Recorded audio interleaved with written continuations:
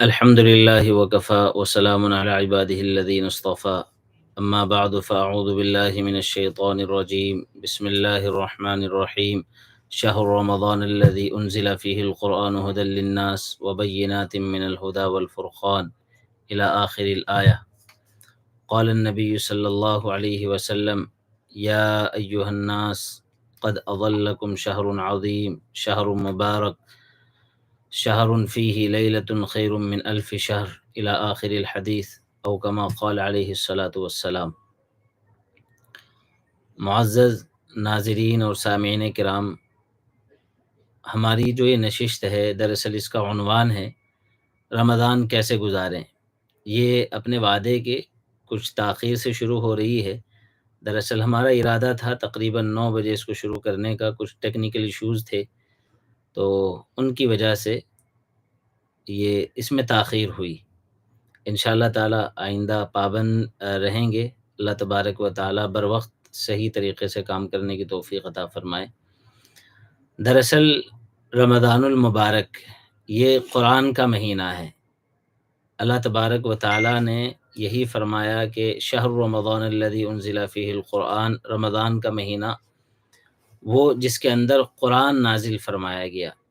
خصوصیات میں سے اہم خصوصیت ہمارے لیے ذرا سمجھنے کے طور پر ایک مثال ہے کہ رمضان جیسے اللہ تبارک و تعالیٰ نے عام مہینے بنائے ہیں، عام دن بنائے ہیں، عام اوقات ہیں، ایسے ہی رمضان بھی اسی طرح کا ایک مہینہ ہے کہ اس کے اندر وہی 4 ہفتے ہیں، تقریباً وہی 29-30 دن ہیں، وہی صبح و شام ہیں، وہی دن اور رات ہیں. تو اس کی کچھ خصوصیت تو صاحب جیسے عام انسانوں کو دیکھا جاتا ہے کہ اللہ تبارک و تعالیٰ نے وہی اعضاء بنائے ہیں، وہی ناک کا ناک منہ ہیں، لیکن ایک انسان دوسرے انسان سے کچھ اعتبارات سے فضیلت و فوقیت رکھتا ہے. چنانچہ کوئی عہدیدار ہے، کوئی گورنمنٹ افسر ہے، کوئی اپنے گھر کے اندر عمر میں بڑا ہے، تو ان کے اپنے اپنے اعتبارات سے الگ الگ ان کی حیثیتیں اور ان کا مرتبہ ہوتا ہے.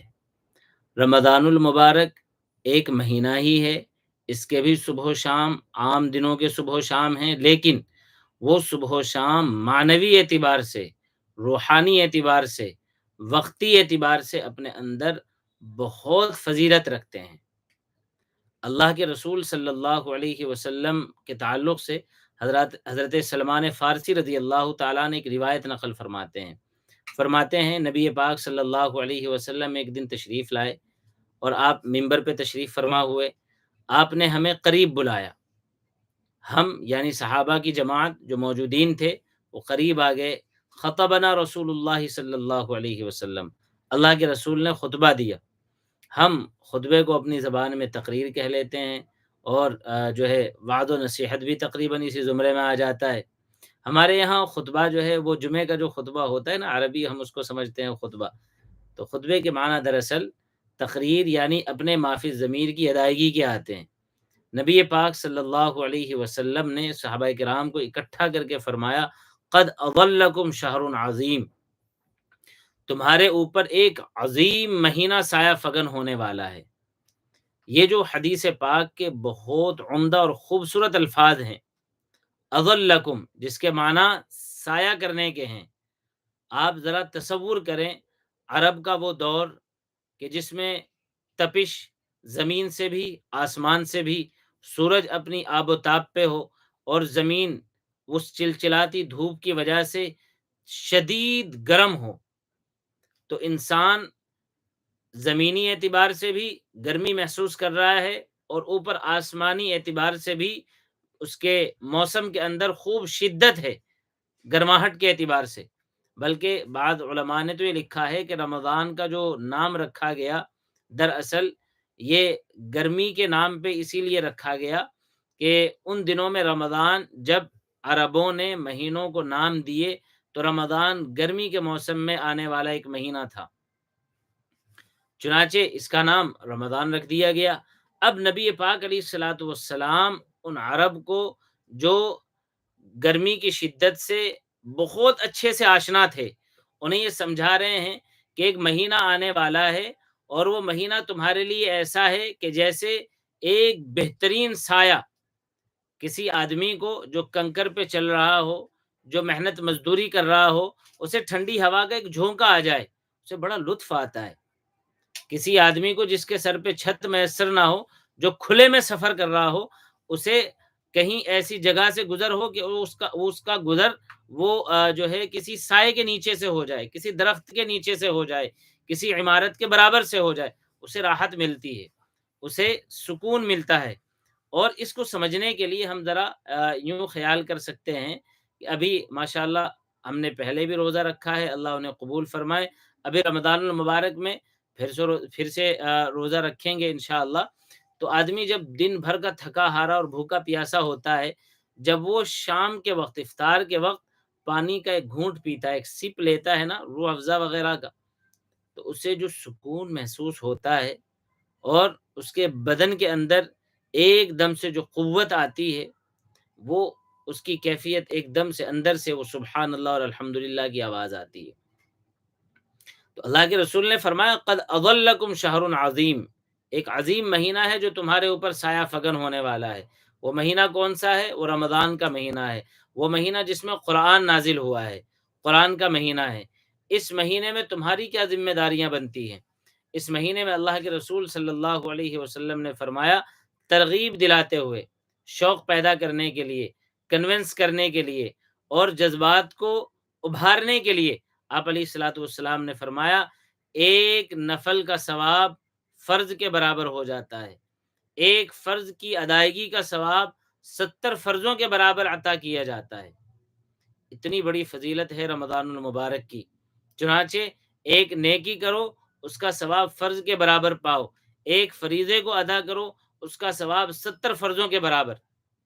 اور اللہ کے رسول صلی اللہ علیہ وسلم کا جو اپنا مزاج تھا، اس کا اس حدیث پاک سے اور اس دعا سے اندازہ لگتا ہے۔ رسول اللہ علیہ الصلوۃ والسلام رجب کے مہینے میں، رجب کے ابتدا میں فرما رہے ہیں، اللہم بارک لنا فی رجب و شعبان و بلغنا رمضان، اے اللہ ہمیں برکت عطا فرما رجب کے مہینے میں بھی، اور ہمیں برکت عطا فرما شعبان کے مہینے میں بھی، اور پھر ہمیں رمضان تک ان برکات کے ساتھ صحیح سالم سکون و اطمینان کے ساتھ پہنچا۔ ہمارا رجب کا مہینہ برکتوں والا ہو، رحمتوں والا ہو، سلامتی والا ہو، اور اللہ تبارک و تعالی اس میں گویا کہ ہمیں اپنے اوقات کو، اپنے کام کاج کو صحیح انداز سے کرنے کی توفیق عطا فرما دے، ہم اپنا ایک روٹین سیٹ کر لیں، ہم اپنا شیڈیول ذرا صحیح انداز پہ ڈھال لیں۔ اس کے بعد شعبان کا جو مہینہ ہے، اللہ کے نبی علیہ الصلوۃ والسلام ایک دوسری روایت میں فرماتے ہیں، شعبان شہری و رمضان شہر اللہ، شعبان میرا مہینہ ہے، رمضان اللہ رب العالمین کا مہینہ ہے۔ اس کے بارے میں محدثین فرماتے ہیں، امہات المؤمنین سے اور صحابہ کرام رضی اللہ عنہ اجمعین سے جو روایات ملتی ہیں، ان کی روشنی میں اللہ کے نبی صلی اللہ علیہ وسلم شعبان کے مہینے میں انتہائی کثرت سے عبادت کیا کرتے اور روزہ رکھا کرتے۔ کیوں؟ اس کا اصل میں جو اہم ایک جو ہے ریزن اور سبب تھا، وہ یہ تاکہ ابھی سے مشق ہو جائے، پریکٹس ہو جائے، تاکہ رمضان المبارک کو خوب بہترین طریقے سے جیا جا سکے، اور رمضان المبارک کے ہر ہر لمحے کو، اس کے ہر ہر منٹ کو، اور اس کی ہر آن کو بہتر سے بہتر طریقے سے جینے کی، اور اپنی دنیا اور آخرت کو سنوارنے اور بنانے کی اللہ ہمیں توفیق عطا فرما دے۔ یہ تیاری پہلے ہی سے چل رہی ہے۔ اب رمضان میں مزید اعمال صالحہ کے اندر شدت آ جانی چاہیے، مزاج بن جانا چاہیے۔ چنانچہ اللہ کے نبی علیہ الصلوۃ والسلام نے اعمال کے تعلق سے تو یوں رغبت دلا دی، ایک نیکی فرض کے برابر، ایک فرض 70 فرضوں کے برابر، ایک کے 70۔ اور جو نبی پاک علیہ الصلوۃ والسلام کی جود و سخا کا عالم، اس کے بارے میں صحابہ کرام کے جو اقوال ملتے ہیں، ان سے یوں سمجھ آتا ہے کہ اللہ کے نبی صلی اللہ علیہ وسلم کی جود و سخا رمضان المبارک کے مہینے میں ایسی ہوتی جیسے ایک جو ہے ہوا کا جو ہے بہاؤ ہوتا ہے، اور ہوا کی شدت ہوتی ہے، یعنی خوب ہوا کی طرح رسول اللہ علیہ الصلوۃ والسلام کی سخاوت کا مزاج ہوتا، آپ علیہ الصلوۃ والسلام کا، اور اسی کی صحابہ کرام کو آپ تلقین فرماتے، اسی کی رغبت دلاتے کہ آپ بھی اپنے مزاج کو ذرا رمضان المبارک کے اندر خوب خیرات والا بنائیں، خوب اللہ کی راہ میں دینے والا بنائیں، خوب اللہ کی رضا کے لیے لٹانے والا بنائیں، جو ضرورت مند ہیں ان کی ہمدردی کے لیے آپ خوب جتنا اللہ توفیق عطا کرے، جو بھی اسباب وسائل، جو بھی وقت کے اعتبار سے، مال کے اعتبار سے، جان کے اعتبار سے، جو خدمات خلق خدا کی آپ کر سکتے ہیں، آپ زیادہ سے زیادہ بڑھ چڑھ کر کے ان میں حصہ لیں۔ چنانچہ رغبت دلانے کے طور پہ روزے کے تعلق سے نبی پاک صلی اللہ علیہ وسلم نے فرمایا، ایک بندے کو جو شخص افطار کرائے، ایک روزے دار کو جو شخص افطار کرا دے، اللہ پاک اس کے گناہ معاف فرماتے ہیں۔ ہم گناہ گاروں کے لیے تو یہی کیا کم ہے کہ اللہ پاک ہمارے کسی عمل سے ہماری مغفرت فرما دیں، ہمارے گناہ معاف ہو جائیں۔ نمبر ایک گناہ معاف، نمبر دو نبی پاک صلی اللہ علیہ وسلم نے فرمایا، اللہ پاک اس کے افطار کرانے کے صدقے طفیل میں اس کو اس روزے دار کے روزے کے برابر ثواب بھی عطا فرماتے ہیں۔ سبحان اللہ۔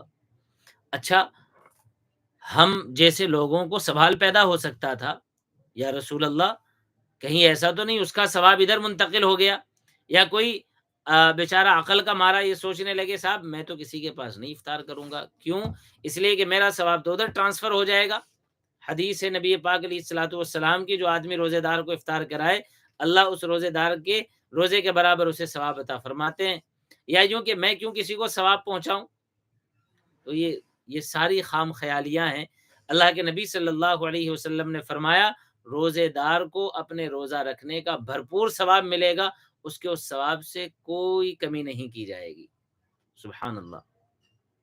اس سے آگے مزید اس حدیث میں ایک مسئلہ ہے، صحابہ کرام رضی اللہ عنہم اجمعین جو نیکیوں کا بڑا مزاج رکھتے اور ان کے اندر سبقت ہوتی، جیسے دنیاوی معاملات میں ہمیں ایک دوسرے سے بڑھ چڑھ کے آگے جو ہے جانے کا، اور ایک دوسرے سے بڑھ چڑھ کے کام کاج کرنے کا، اس نے ایک بلڈنگ بنائی میں دو بناؤں، اس نے چھوٹی گاڑی خریدی میں دو خریدوں، میں اس سے بڑی خریدوں، میں اس سے بہتر خریدوں، یہ ایسا دکھ رہا ہے میں اس سے اچھا دکھنے کی کوشش کروں۔ تو جیسے مادیت پرستی کے اس دور میں مادہ پرستی والا مزاج عام لوگوں کا بن چکا ہے، صحابہ کرام رضی اللہ عنہم اجمعین کا مزاج نیکیوں کے تعلق سے یہ تھا کہ ہم زیادہ سے زیادہ نیکی کرنے والے کیسے بن جائیں۔ چنانچہ صحابہ کرام رضی اللہ عنہم اجمعین تو ایک دم سے، یا رسول اللہ اگر افطار کرانے کا اتنا بڑا ثواب ہے تو ہم میں سے ہر کوئی اس کو کیسے حاصل کرے گا؟ ظاہر سی بات ہے کہ ہم میں سے ہر کوئی تو اس کی حیثیت نہیں رکھتا کہ وہ روزے دار کو پیٹ بھر کھلا دے، وہ روزہ افطار کرا دے۔ صحابہ کرام رضی اللہ عنہم اجمعین بڑے مجاہدے اور قربانیوں والی ہستیاں گزری ہیں۔ اللہ نے ہمیں تو بہت ساری نعمتیں عطا فرمائی، بہت سارے وسائل و اسباب ہمیں مہیا ہیں۔ وہاں تو صحابہ کرام کی جماعت کی جو اکثریت تھی، مکہ مکرمہ سے مدینہ طیبہ ہجرت کرنے کے بعد خاص طور سے وہ ایک ایسا دور گزرا ہے، ایک دوسرے کی انتہائی ضرورت، اور رزق کے معاملات، کھان پان کے معاملات، رہائش کے معاملات، بڑا تنگی کا دور تھا۔ وہ تو اللہ پاک نے ان کے اعمال کی وجہ سے، رسول اللہ علیہ الصلوۃ والسلام کی محبت و معیت، آپ کی دعائیں، آپ کے انہیں مسنون طریقے سکھانے، ان کے اس پر عمل پیرا رہنے کی برکت سے اللہ پاک نے پھر خوب ان پر جو ہے دین و دنیا کے دروازے کھولے، ماشاءاللہ۔ اللہ پاک نے انہیں پھر خوب خیر برکتیں نصیب فرمائی، خوب نعمتیں نصیب فرمائی، اور خوب جو ہے ضروریات اللہ پاک نے ان کی جو ہے وہ پوری فرمائی۔ تو وہ دور کہ جس دور کے اندر تنگ دستی بہت تھی خاص طور سے، اور عام لوگوں کے لیے بھی سوال مقصود تھا، اگر کوئی آدمی کسی کو پیٹ بھر نہ کھلا پائے، ہر آدمی کی تو وسعت نہیں ہے، نبی پاک صلی اللہ علیہ وسلم نے فرمایا افطار کرانے کا ثواب اس بندے کو بھی ملے گا کہ جس بندے نے لسی کا ایک گھونٹ کسی کو پلا دیا، روزے دار کو لسی کے ایک گھونٹ سے افطار کرا دیا، ایک کھجور سے کسی نے کسی کا روزہ افطار کرا دیا، اللہ پاک یہ ثواب اسے بھی عطا فرمائیں گے۔ اور فرمایا پانی کا ایک گھونٹ پلا دینا، نبی پاک صلی اللہ علیہ وسلم نے اسی حدیث کے اخیر میں جو امام بہقی نے شعب الایمان میں جو ہے نقل فرمائی ہے، اور صحیح ابن حبان کے اندر بھی یہ روایت مروی ہے۔ اخیر میں فرمایا جس بندے نے کسی روزے دار کو پانی کے ذریعے افطار کرایا، میں محمد رسول اللہ صلی اللہ علیہ وسلم کل قیامت کے دن اس کو جام کوثر سے حوض کوثر سے جام کوثر عطا کروں گا۔ اللہ پاک اسے حوض کوثر کا جام نصیب فرمائیں گے۔ سبحان اللہ، کتنی بڑی سعادت مندی ہے، اور کیا انداز ہے رسول اللہ علیہ الصلوۃ والسلام کے اعمال صالحہ اور بالخصوص مزاج سخاوت کو برانگیختہ کرنے کا اور صحابہ کرام کو اس پر توجہ دلانے کا، کیا خوب انداز ہے۔ تو رمضان المبارک کا استقبال کیسے کیا جائے؟ کیا ہماری مینٹلٹی ہو، کیا ہماری جو ہے نیت ہو، کیا ہمارا عزم ہو، کیا ہمارا حوصلہ ہو، اور کیا ہمارا جو ہے وہ اللہ پاک سے مانگنے کا طریقہ، اور ہمارا اپنی زندگیوں کو بدلنے کے لیے کیا نظام ہم بنائیں۔ استقبال رمضان، اللہ پاک ہمیں بہترین طریقے سے ایک دم باہیں کھول کر کے رمضان کریم کا استقبال کرنے کی توفیق عطا فرمائے، بہتر سے بہتر اسے جینے کی توفیق عطا فرمائے۔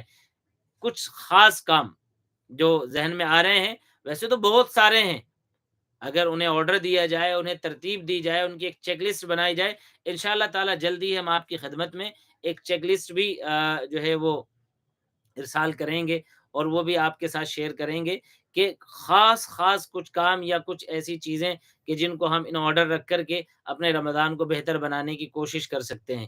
ایک ایک لمحہ رمضان کریم کا بہت ہی احتیاط کے ساتھ جینے اور اپنی زندگی کو بنانے سنوارنے کے لیے ہمیں انتہائی ضرورت ہے، اور یہ چیز ہماری زندگی میں ہمارے آنے والے اوقات میں بہت اہم کردار ادا کرنے والی ہے۔ چنانچہ نبی پاک صلی اللہ علیہ وسلم نے فرمایا، رمضان المبارک میں 4 کام ایسے ہیں جو ضرور کرنے چاہیے۔ ان میں سے 2 تو ایسے ہیں جو اللہ کی رضا کے لیے ضروری ہیں، یعنی وہ صرف اللہ کی رضا کے لیے۔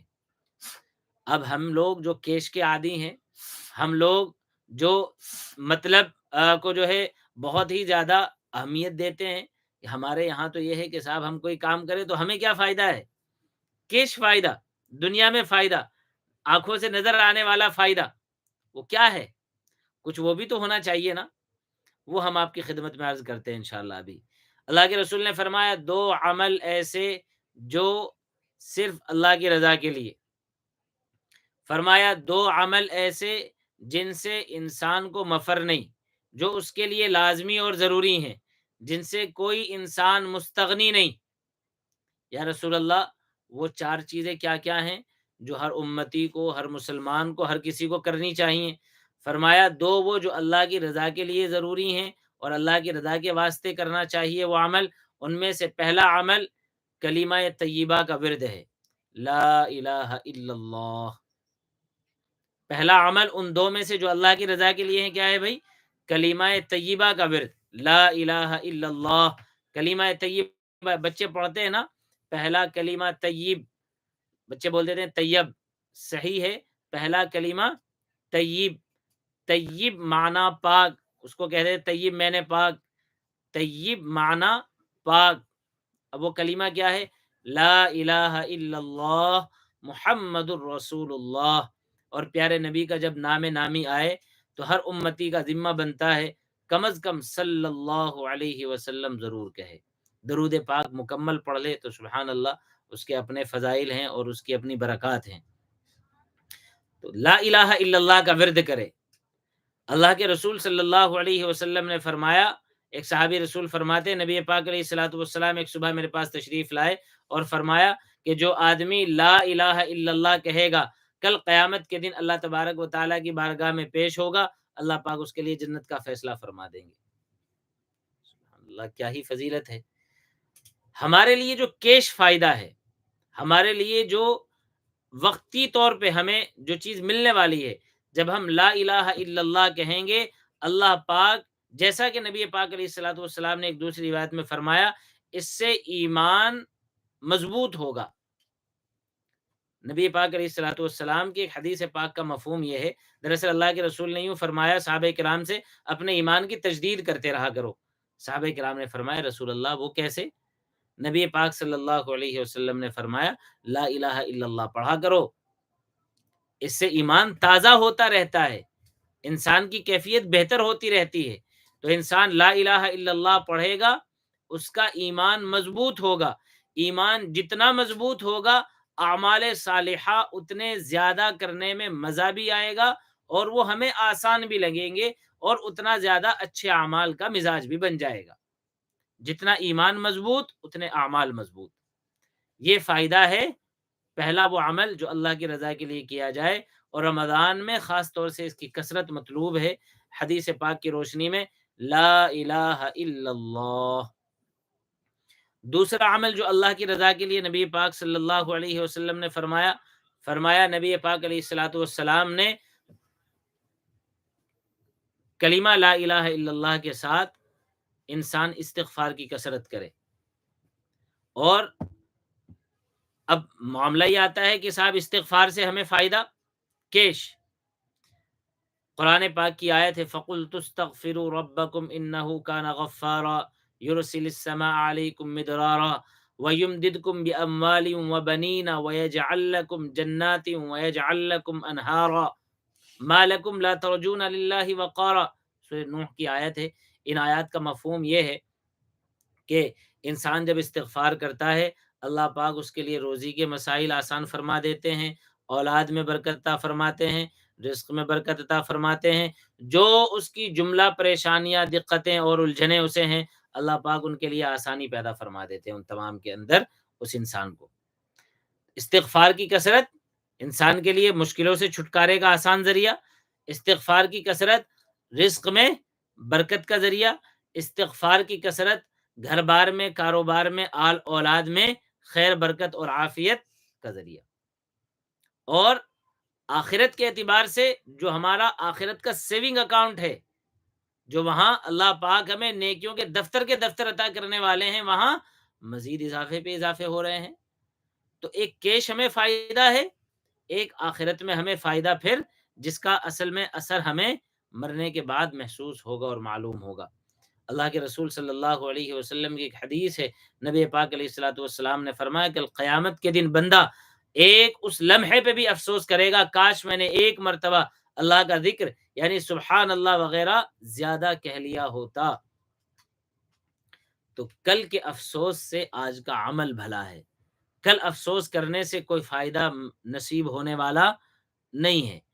آج جو کریں گے وہ ہمیں ہماری دنیا میں بھی فائدہ پہنچائے گا، اور انشاءاللہ ہمارے آنے والے وقت میں آخرت میں بھی اس کا فائدہ ہمیں ضرور نصیب ہوگا انشاءاللہ۔ اور اس نیت سے خاص طور سے ہمیں اپنے اعمال پر توجہ رکھنی چاہیے، عملی اعتبار سے ہمیں خوب مضبوط رہنا چاہیے۔ تو پہلے دو کام جن سے اللہ راضی ہوتا ہے لا الہ الا اللہ اور استغفار۔ استغفار میں صرف استغفر اللہ بھی کہہ سکتے ہیں، اور استغفار کے جو مزید کلمات ہیں استغفر اللہ ربی من کل ذنب واتوب الیہ، دوسرے الفاظ ہیں استغفر اللہ الذی لا الہ الا هو الحی القیوم واتوب الیہ، یہ بھی پڑھے جا سکتے ہیں۔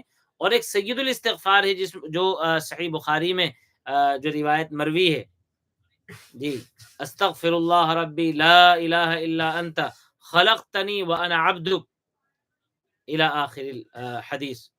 تو یہ استغفار جس کو یاد ہو وہ اس کو پڑھے، اس کے تو اپنے بہت سارے فوائد ہیں، اور خاص طور سے اس حدیث پاک پہ عمل بھی اس سے ہو جائے گا۔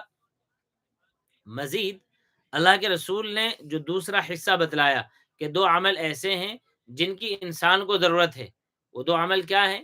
وہ دو عمل ان میں سے ایک انسان جنت کا حصول اللہ سے اس کو طلب کرے، اور نمبر دو انسان اللہ سے اس بات کی پناہ مانگے کہ اللہ پاک اسے جہنم کے عذاب سے محفوظ فرمائے۔ اب دیکھیے اصل میں معاملہ کیا ہے، معاملہ یہ ہے کہ کبھی ذہن میں جو ہے بات آتی ہے کہ بھائی ہم نے اللہ سے دعا مانگی یہ کہ اللہ پاک ہمیں جنت نصیب فرما، تو جہنم سے تو ایسے بھی حفاظت ہو جائے گی؟ نہیں، اصل میں آپ کے علم میں ہوگا، آپ نے علماء سے سنا ہوگا کہ ایک بڑا طبقہ وہ بھی ہوگا جو اول وہلے میں جہنم کے حوالے کیا جائے گا، بعد میں وہاں سے خلاصی ہوگی، پھر ان لوگوں کو جنت بھیجا جائے گا۔ تو جنت کا حصول اللہ پاک ہمیں جنت میں اعلیٰ سے اعلیٰ مقام، بلکہ اللہ کے رسول صلی اللہ علیہ وسلم نے تو ایک مقام پہ یوں بھی فرمایا اللہ پاک سے جنت الفردوس کا سوال کیا کرو، جنت الفردوس مانگا کرو۔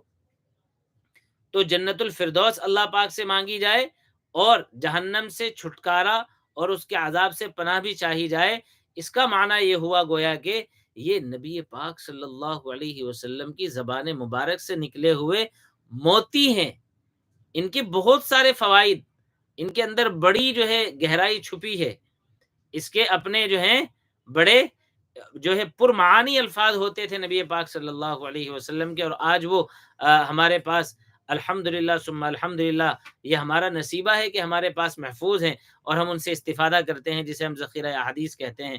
اللہ پاک ان تمام کی تمام ارواح کو چین سکون نصیب فرمائے اور ہماری طرف سے خوب خوب اللہ پاک انہیں جو ہے ان کی قبروں کو نور سے منور فرمائے۔ ہماری دعا ہے جنہوں نے حفظ حدیث میں، حفاظت حدیث میں خوب بڑھ چڑھ کے اپنا کردار ادا کیا ہے، جن اکابر علماء کرام رحمہم اللہ تعالی نے، تو اللہ کے رسول علیہ الصلوۃ والسلام نے اس لیے تلقین فرمائی کہ اللہ پاک سے دعا کرو، اللہ جنت بھی عطا کرے، اللہ جہنم کے عذاب سے حفاظت بھی عطا فرمائے، یعنی اول وہلے میں ہی اللہ کی رحمت کے صدقے طفیل میں ہم جیسوں کا کام بن جائے۔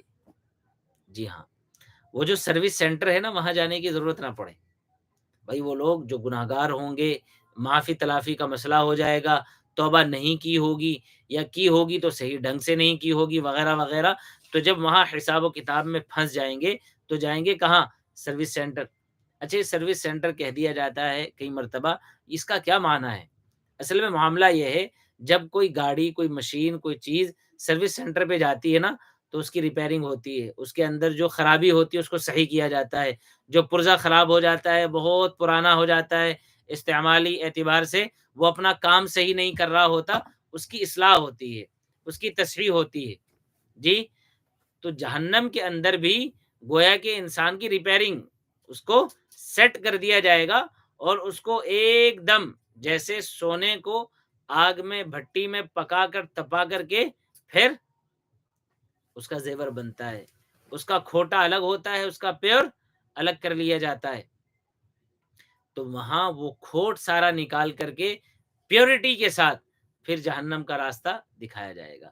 تو کیا ہی بہتر ہو کہ ہم اپنے اس خوبصورت جو ہے اور مقدس اور عظیم ترین مہینے کے اندر اپنے اللہ سے لو لگائیں، اپنے اللہ سے جنت کا سوال کریں، اپنے اللہ سے جہنم سے چھٹکارا چاہیں، تاکہ اللہ پاک اس مہینے کی برکات سے ہمارا کام اپنی رحمت کے صدقے طفیل میں اول وہلے میں ہی بنا دے۔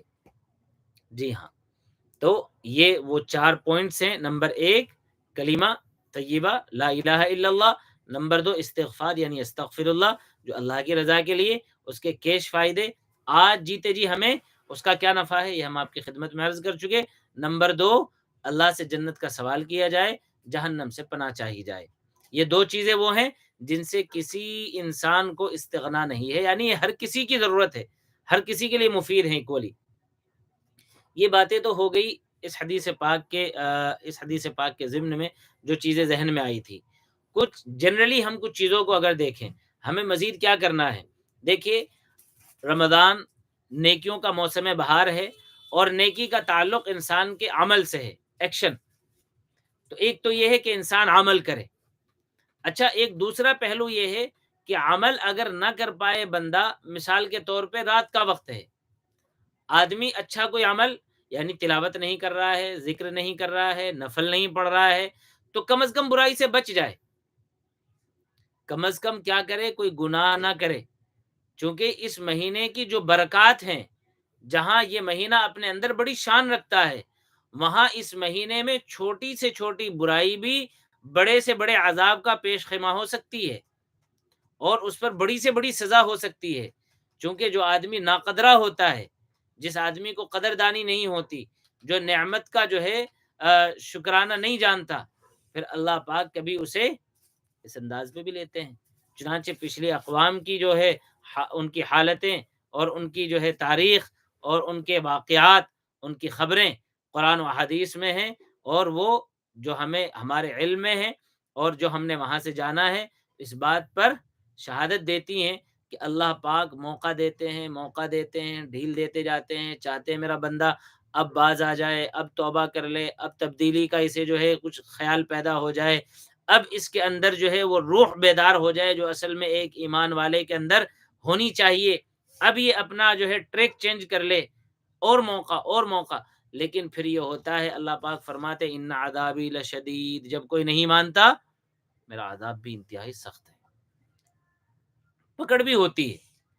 دیکھیے اللہ پاک نیکی کا موقع دے رہے ہیں، اس کی قدردانی کیا ہے؟ اس کی قدردانی یہ ہے کہ وہ نیکی کی جائے۔ اس کا شکرانہ کیا بنتا ہے؟ اس کا شکرانہ یہ بنتا ہے کہ اس نیکی کے داعیے پہ عمل کیا جائے۔ ایک مثال ذہن میں آئی، اور حضرت شیخ مفتی تقی عثمانی صاحب دامت برکاتہم العالیہ کی اصلاحی خطبات کے اندر بھی اس مثال کا تذکرہ موجود ہے۔ جب کسی کے پاس ایک مہمان آتا ہے تو انسان جتنا اچھے سے اس کو ہوسٹ کرے گا، جتنا اس کا خیال رکھے گا، جتنے اچھے انداز میں اس کی اٹھ بیٹھ کرے گا، آ بیٹھ کرے گا، اتنا وہ خوش ہوگا، اتنا وہ آپ سے قریب ہوگا، اتنی آپ سے محبت اسے پیدا ہوگی، اتنا زیادہ وہ آپ سے تعلق رکھے گا، آنا جانا لگا رہے گا، کبھی آپ کو بلائے گا، کبھی آپ کے پاس آئے گا۔ تو مہمان کی قدردانی سے آپسی محبت اور آپسی تعلق کا جذبہ جو ہے وہ پروان چڑھتا ہے۔ رمضان کا مہینہ بھی ہمارے لیے ایک مہمان ہے۔ ظاہر سی بات ہے یہ اب شروع ہوگا انشاءاللہ، کل چاند رات رہے گی، پہلی تراویح ہوگی اور سنڈے پہلا روزہ ہوگا، تو سنڈے سے کاؤنٹنگ شروع ہوگی اور یہ 29 یا 30 دن کا مہینہ مکمل ہو جائے گا اور رمضان کا مہینہ گزر جائے گا۔ مہمان آتا ہے چلا جاتا ہے، تو رمضان کا مہینہ بھی آئے گا چلا جائے گا۔ خوش نصیب وہ بندہ ہے کہ جس نے اس کی آمد کی قدر جان لی اور قدر کر لی۔ اصل میں اس مہینے کے اندر نیکی کا جذبہ زیادہ سے زیادہ، اور ساتھ ہی برائی سے بچنے کا اہتمام بھی زیادہ سے زیادہ۔ جتنی نیکیوں کی کثرت ہو اتنی ہی برائی سے بچنے کی انسان کی کوشش بھی ضرور ہو۔ ایسا نہیں کہ صاحب وہ پلس مائنس چل رہا ہے، ادھر ایک نیکی کی ادھر پھر برائی کر لی، ایکول معاملہ ختم، پھر 0/0، یا کہتے ہیں بھائی 0/سناٹا۔ جی، آدمی نیکی کرے، اپنی نیکی کو محفوظ کرے، برائی سے بچے، برائی سے باز آ جائے، اور خاص طور سے جو ہے رمضان المبارک کے مہینے میں نیکی کے نام پہ بڑی عجیب عجیب کوئی پروگرام ہوتے ہیں کہ جی وہ عورتیں جو ہے بے پردہ سامنے آ رہی ہیں، وہ غزل سنا رہی ہیں، وہ نعت سنا رہی ہے، وہ رمضان کی تعریف توصیف چل رہی ہے، مرد حضرات بھی جو ہے دوسرے انداز میں لگے ہوئے ہیں۔ ایک تو ہے وعد و نصیحت، ایک ہے مسئلے مسائل، ایک ہے ضرورت کی باتیں سیکھنا، ان کو سن کر کے سیکھ لیا جائے، ٹھیک ہے جی، اور علماء کے بیانات سے استفادہ کر لیا جائے، الگ چیز ہے۔ ٹی وی پروگرامز ہوتے ہیں اور ان میں کہتے ہیں جی یہ رمضان اسپیشل ہے، یہ پروگرام کیا ہے؟ رمضان اسپیشل۔ تو کہاں جو ہے لگایا ہوا ہوتا ہے لوگوں کو، لوگ اپنا ذکر چھوڑ کے، اپنی تلاوت چھوڑ کے، اپنے کام کاج چھوڑ کے، جی ہم تو نیکی کر رہے ہیں، کیا وہ ذرا رمضان اسپیشل پروگرام آ رہا ہے تو وہ چل رہا ہے۔ اللہم احفظنا من کل بلاء الدنیا والآخرہ۔ مرد عورتیں دیکھ رہے ہیں، عورتیں مردوں کو اپنا آپ دکھا رہی ہیں، یا عورتیں مردوں کو بیٹھ کے دیکھ رہی ہیں، یہ نامناسب بات ہے، غلط بات ہے۔ اور ویسے جو ہے ایک لطیفہ مجھے یاد آیا ابھی، واٹس ایپ پہ وہ پچھلے دنوں پھر سے گردش کر رہا تھا، جو کافی پرانا ہوا، غالباً آپ نے سنا بھی ہوگا۔ وہ لطیفہ اس کی شکل میں، شارٹ کی شکل میں، وہ ایک بابا جو ہیں وہ یہ کہہ رہے ہیں کہ بھائی اللہ تعالیٰ جہاں رمضان میں شیطان کو بند کرتا ہے، کہیں یہ انٹرنیٹ وغیرہ اس طرح کی چیزیں اگر بند ہو جاتی تو شاید جو ہے معاملہ کچھ اور ہوتا۔ تو وہ سامنے والے کو مخاطب کر کے کہہ رہا ہے بھائی اللہ پاک ہمیں نیک بنا دیتا، اور آپ جو ہے نا آپ تو امام صاحب ہوتے، امام صاحب، السلام علیکم امام صاحب، کیا حال ہیں؟ ٹھیک ہے جی۔ تو یہ جو چیزیں ہیں کہ ہم انٹرنیٹ کا ناجائز استعمال انٹرنیٹ کا جائز استعمال جائز ہے، بہت فائدے ہیں جی، اور اس کے اندر چھپی بہت ساری باتیں ہیں جو انسان کو راہ راست پہ لاتی ہیں۔ بس کسی بھی چیز کو، جو اللہ نے بہت سارے اسباب اور وسائل دیے ہیں، کسی بھی چیز کے استعمال کا ایک صحیح طریقہ ہوتا ہے، ایک غلط طریقہ ہوتا ہے، تو لوگ غلط طریقے کو اختیار نہ کریں، اس کا جو صحیح طریقہ ہے اس کو اختیار کریں، انشاءاللہ اس سے نفع ہوگا۔ تو اللہ پاک سے جو ہے اس کی دعا کرنی ہے، توفیق طلب کرنی ہے، خاص طور سے اللہ پاک ہمیں برائی سے محفوظ کر کے رکھے، اور خاص طور سے تنہائی کی برائی سے بہت احتیاط برتنے کی ضرورت ہے۔ موبائل میں، فیس بک پہ، واٹس ایپ پہ، انسٹا پہ اور یہاں پہ وہاں پہ یا لگے ہوئے ہیں وہ غیر ضروری شارٹس اور ویڈیوز اور اس طرح کی چیزیں دیکھنے میں، دکھانے میں، بہت بری بات ہے۔ اللہ پاک اگر ہم قدر نہیں کریں گے تو پھر ہمیں ناقدروں کی فہرست میں شامل فرما دیں گے۔ اللہ نہ کرے کہ ہم ناقدروں کی فہرست میں شامل ہو جائیں۔ اللہ نہ کرے کہ اللہ پاک ہمیں، جیسا کہ قرآن لا یغیر ما بقوم حتی یغیروا ما بانفسہم، بہت واضح آیت ہے۔ اللہ پاک فرما رہے ہیں اللہ ایسی قوم کو نہیں بدلتا جسے اپنی آپ کی حالت خود بدلنے کا خیال نہیں ہوتا۔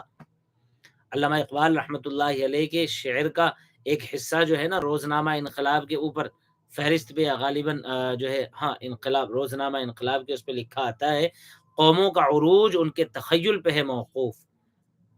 تو انسان کا خیال پاکیزہ ہو، عمدہ ہو، اس کے اندر اچھا بننے، سیکھنے، سمجھنے کا جذبہ ہو، مادہ ہو، صلاحیت ہو، کوشش ہو۔ اور جب انسان کوشش کرتا ہے اللہ پاک کیسوں کیسوں کو کتنے عظیم بنا دیتے ہیں اور جیسے تیسوں کو کیسا کیسا بنا دیتے ہیں، سبحان اللہ۔ اللہ قرآن میں فرماتے ہیں ذالک فضل اللہ یؤتیہ من یشاء، اللہ جسے جس پہ چاہے فضیلت عطا فرماتے ہیں۔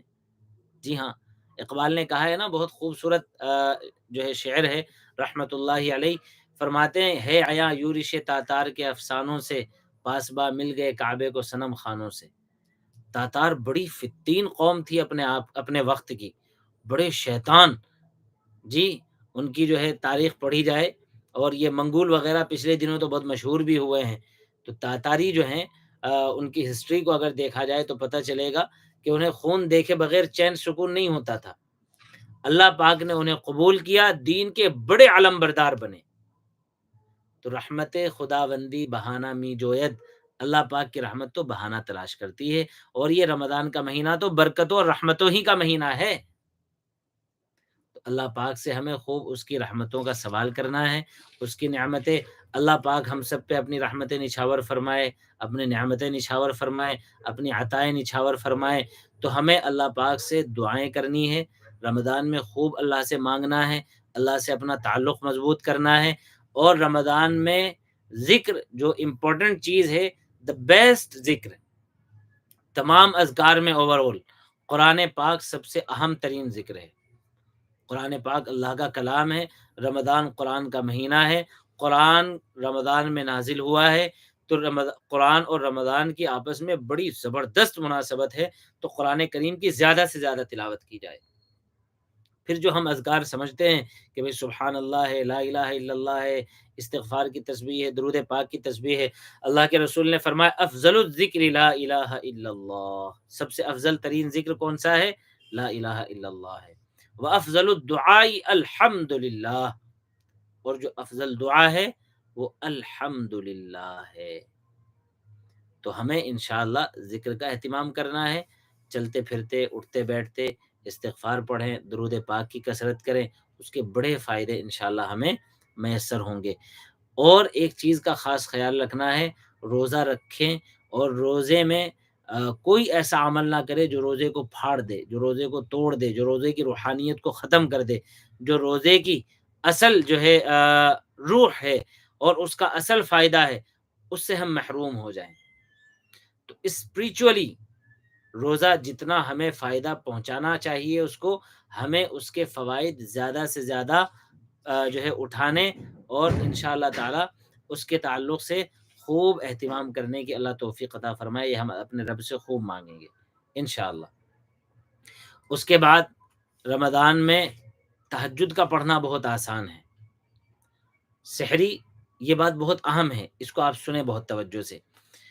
ہمارے یہاں بعض لوگوں کا مزاج یہ بنا ہے کہ وہ رات میں لیٹتے وقت خوب پیٹ بھر کے کھاتے ہیں، سحری کا کوئی اہتمام نہیں کرتے، بس نماز کے وقت اٹھیں گے، نماز پڑھنے آ جائیں گے۔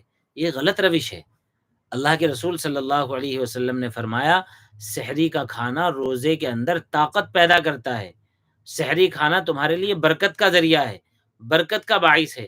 سحری ہم کھائیں گے تو ہمیں سنت پہ عمل کرنے کا ثواب ملے گا، اللہ کے رسول کی بات ماننے کا ثواب ملے گا، روزے میں قوت اور طاقت میسر ہوگی، اور ہمارا جو ہے تہجد کا نظام جو میں عرض کرنے لگا تھا، جب بندہ سحری کے لیے اٹھے گا، سحری کا کھانا کھانے کے لیے، تو چند منٹ پہلے بیدار ہو جائے، اپنی جو ہے قضائے حاجت وغیرہ سے فارغ ہو کر 2 رکعت، 4 رکعت، 8 رکعت جتنا بھی اس کو موقع میسر ہے، اللہ کے سامنے کچھ رکعات نوافل کی تہجد کی نیت سے ادا کر لے، انشاءاللہ تعالی اس کی زندگی کے لیے بہت ہی بہترین عمل یہ بات ثابت ہوگی انشاءاللہ۔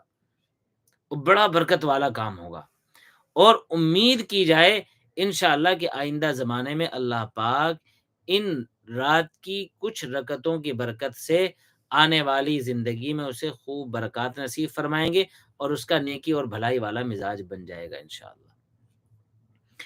اب معاملہ ہے کہ سحری کا وقت، اللہ کے رسول علیہ الصلوۃ والسلام کے عمل کی روشنی میں سحری کا وقت دراصل جو ختم سحری کے قریب کا وقت ہے، اخیر والا وقت، اس میں سحری کرنا افضل ہے، سحری کا کھانا اس وقت کھانا افضل ہے۔ وہ ہر آدمی کی اپنی جو ہے کھانے کی جو اسپیڈ ہوتی ہے، کوئی 10 منٹ میں فارغ ہو جاتا ہے، کوئی 20 منٹ میں فارغ ہوتا ہے، کسی کو 15 منٹ لگتے ہیں، تو 5-7 منٹ احتیاطی وقفے سے پہلے پہلے سحری کھانے سے فارغ ہو جائیں، وہ بیسٹ اور افضل ٹائم ہے سحور کا، سحری کھانے کا۔ تو انشاءاللہ تعالیٰ، اور سحری میں کھجور کھانے کی بھی فضیلت آئی ہے، جیسے روزہ افطار کرنا کھجور کے ذریعے جو ہے وہ مسنون ہے، تو انشاءاللہ تعالیٰ اس کا خیال کریں گے۔ تو پن پوائنٹ کے طور پہ، خلاصے کے طور پہ، اب ہم نے جو کچھ باتیں کی ہیں ان کا کنکلوژن یہ ہے: نمبر 1، رمضان کی عظمت کو پہچانیں۔ نمبر 2، رمضان میں سخاوت کا مادہ اپنا جو ہے وہ اللہ کی توفیق شامل حال ہم سب کو رہے، اللہ سے مانگ کر کے خوب سخاوت کا مزاج بنائیں، افطار کا مزاج بنائیں، اور روزے داروں کو روزہ افطار کرانے کا اہتمام و خیال کریں۔ مزید 4 کام، جن میں سے پہلے 2 اللہ کی رضا کے لیے یعنی کلمہ طیبہ اور استغفار کی کثرت، اور دوسرے 2 جو ہمارے لیے ضروری ہیں یعنی اللہ سے جنت کا سوال اور جہنم سے حفاظت، تو یہ اعمال کے ہم پابند رہیں۔ مزید تلاوت کلام اللہ ہم پوری پابندی کے ساتھ کریں انشاءاللہ، جس کو جتنا موقع میسر ہے۔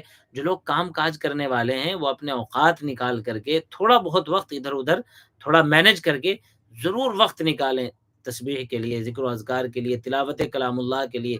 بڑی تفصیل سے لکھا ہے علماء نے کہ بزنس مین اس وقت اس انداز پہ تھوڑا وقت نکال سکتا ہے، عام کام کرنے والا آدمی اس انداز پہ تھوڑا سا وقت نکال سکتا ہے۔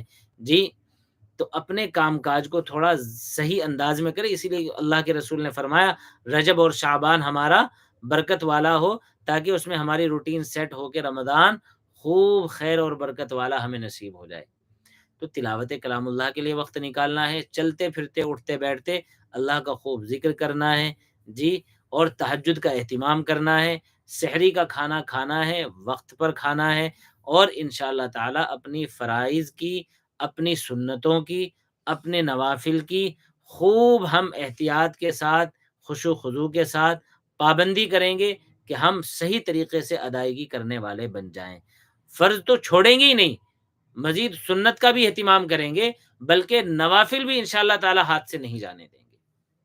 آج ہم نے ان جو ہے نمازوں کی، سنتوں کی، نوافل کی ذرا جو ہے ان کا اہتمام کر لیا، انشاءاللہ آنے والی زندگی میں ہمارے لیے یہ اعمال آسان ہو جائیں گے۔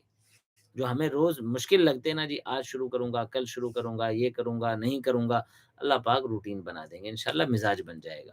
بس مزاج بننے میں تھوڑا ہی وقت لگتا ہے۔ بعض سائنٹسٹ، بعض ریسرچ اسکالرز یوں کہتے ہیں، بھائی اپنی عادت کو بدلنے کے لیے چند دن کافی ہیں۔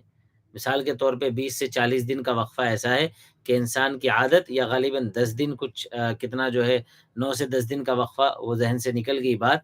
اتنے دن آپ تھوڑا سا اپنی روٹین کو صحیح کرو، جس روٹین کو آپ اپنانا چاہ رہے ہو اس کا مزاج بناؤ۔ یہ 10 سے 20، 30، 40 دن آپ، وہ جماعت والے کہتے ہیں نا چلہ، جی، تو چلہ آپ کا جو ہے عملی طور سے وہ ہو جائے انشاءاللہ، تو عام زندگی میں آپ کی روٹین سیٹ ہو جائے گی۔ وہ جو بہت مشکل لگتا ہے، جیسے ابھی ہم نے ایک ورک شاپ کیا تھا پچھلے دنوں، انشاءاللہ وہ بھی آپ کی خدمت میں پیش ہوگا، جو ہے ایک ایک کلپ کر کے اس کو تھوڑا تھوڑا کر کے پیش کریں گے، تاکہ آپ جو ہیں وہ اکتائیں نا۔ تو اس میں یہ ہوا کہ صاحب جب سونے کا مصنون طریقہ بتلایا جانے لگا تو کوئی کہہ رہا ہے جی میری تو عادت اس طرح لیٹنے کی ہے۔ تو بڑی ایک ساتھی نے ایک پیاری بات کہی کہ بھائی وہ عادت بنائی کس نے ہے؟ تو وہ عادت آپ نے بنائی ہے، آپ اس عادت کو بدل بھی سکتے ہیں۔ آپ دوسری اچھی والی عادت بنائیے نا، وہ بری عادت چھوڑیے آپ۔ اچھا، بری عادات چھوڑنے میں بڑا مجاہدہ کرنا پڑتا ہے۔ اللہ سے توفیق مانگی جائے، اللہ سے دعا کی جائے، اللہ پاک ہماری یہ بری عادات ہم سے نہیں چھوٹ رہی ہے، آپ لیکن اگر توفیق عطا فرمائیں تو کیا ہی مشکل ہے بندے کے لیے۔ انشاءاللہ اللہ کی توفیق شامل حال رہے گی، بری عادات جو ہیں اچھی عادات میں بدل جائیں گی بہت جلد۔ تو اس تعلق سے بھی ذرا متوجہ رہنا ہے، اور بھی انشاءاللہ تعالی وقتاً فوقتاً جو اہم گزارشات ہیں، جو چیزیں خیال میں آئیں گی وہ آپ کی خدمت میں پیش کر دی جائیں گی۔ ہم ذرا غور کر لیتے ہیں کہ کسی ساتھی نے کوئی اگر سوال کیا ہے تو اس کا جواب ہو جائے انشاءاللہ۔ سوالات ہمارے پاس نہیں آئے ہیں، بس یہی کہا گیا ہے صاحب بولیے تو صحیح نا، آن لائن آنے کا آپ کا کیا مقصد تھا وغیرہ۔ تو صاحبان، ہم نے آپ کی خدمت میں وہ مقصد رکھ دیا ہے۔ اللہ پاک ہم سب کو اس کا پابند بنائے، اخلاص الہیت کے ساتھ، خشوع و خضوع کے ساتھ، اپنی تنہائیوں کو، اپنی جو ہے اجتماعی کیفیتوں کو اللہ پاک ہمیں بہتر سے بہتر بنانے اور کرنے کی توفیق نصیب فرمائے، اور اللہ پاک ہمیں جیسا چاہتے ہیں کہ ہم بن جائیں ویسا بننے کی توفیق عطا فرمائے۔ ہم ایسے اعمال کرنے والے بنے کہ ہمارا رب ہم سے راضی ہو جائے۔ اللہ پاک ہماری عمروں میں، صحتوں میں اور مال میں، جان میں اور رزق میں، کاروبار میں خیر برکت نصیب فرمائے۔ جو بھی ہمارے بھائی، ہماری مائیں بہنیں جس طریقے سے بھی جو پریشان حال ہے، اللہ پاک سب کی پریشانیوں کو رفع فرمائے، اللہ سب کی الجھنوں کو سلجھائے، اللہ پاک ہر کسی کو اچانک کی موت اور حادثات سے محفوظ فرمائے۔ رب تعالی ہمیں اور ہماری نسلوں کو دین متین کی نشر و اشاعت کے لیے، اس کی خدمات کے لیے دیر تک، دور تک، جب تک جان میں جان ہے اللہ پاک قبول فرمائے۔ اللہ پاک ہماری بھی جان مال عزت آبرو کی حفاظت فرمائے، ہماری نسلوں کے بھی ایمان کی جان مال عزت آبرو کی حفاظت فرمائے۔ اللہ عالم بھر کے اندر امن و امان کی فضا قائم و دائم فرمائے۔ اللہ پاک ہم سب کا خاتمہ خیر عافیت کے ساتھ ایمان پر مقدر فرمائے۔ جزاکم اللہ، وآخر دعوانا ان الحمد للہ رب العالمین۔ سبحان اللہ وبحمدہ، سبحانک اللہم وبحمدک، نشہد ان لا الہ الا انت، نستغفرک ونتوب الیک۔ سبحان ربک رب العزت عما یصفون، وسلام علی المرسلین، والحمد للہ رب العالمین۔ جزا اللہ عنا محمدا ما هو اہلہ، صلی اللہ علیہ وسلم۔